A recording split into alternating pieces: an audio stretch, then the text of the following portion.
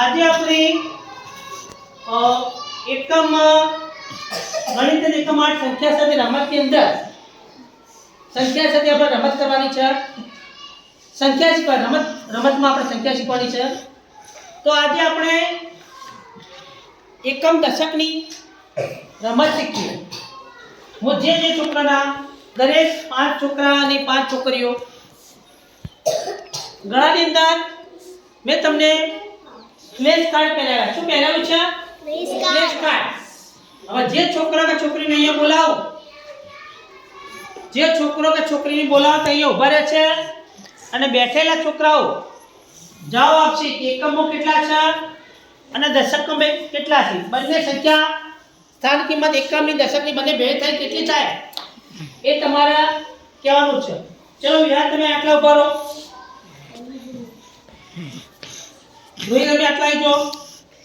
કેટલા થયા રે કુલ? કેટલા છે? 51. તો આ જે વિહાન છે એ દશકના સ્થાનમાં છે. આ રોહિત એકમના સ્થાનમાં છે. એટલે 5 ની કિંમત કેટલી થઈ? 50. અને એક છૂટો છે એટલે 50 ને 51. 5 10 10 20 30 40 50 અને એકમો જે છૂટા હોય એટલા લે. આની કિંમત થઈ 50 ને 51. જગ્યા પર જતા રહો. ચલો હવે આવશે મેરી. આ બાજુ આવી જા. હવે આ સાઈડ જોવાનું. દશકની અંદર કોણ છે? અખિલ. અને એકમની અંદર મેરીન છે. તો 2 10 એટલે કેટલા થયા? 2 10 એટલે 20. અને એકમમાં 8 છૂટા એટલે 20 ના કેટલા થયા? 28. કેટલા થયા? બરોબર. એટલા દશકની અંદર કોણ છે? અખિલ. એકમની અંદર સ્થાનો કોણ છે? મેરીન. એટલે આની કિંમત બની 20 ના 8 28. ચલો જગ્યા પર જતા રહો. એ ના લ્યા જો મમ્મદ આવી જો. ચલો મમ્મદ. પછી ઈરા, તમે આવી જો. મમ્મદનું સ્થાન દશકમાં છે. શેમાં છે? અને ઈરાનું સ્થાન છે એકમમાં. તો 3 દશક એટલે કેટલા થયા? 30. અને એકમમાં 9 ને 9 છૂટા તો 30 ને 9 કેટલા થયા? 39. બરોબર. જતા ચલો હવે કોઈ જા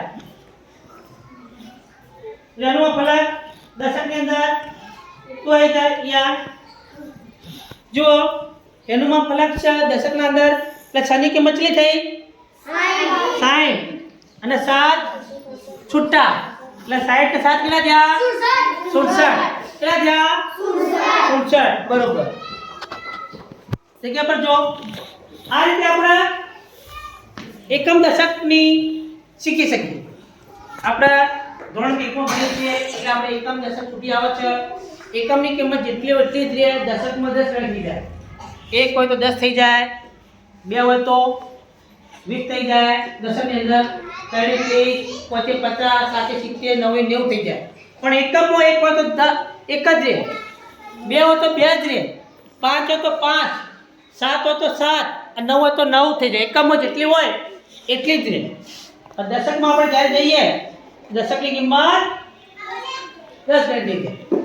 બરાબર? બેહાડો.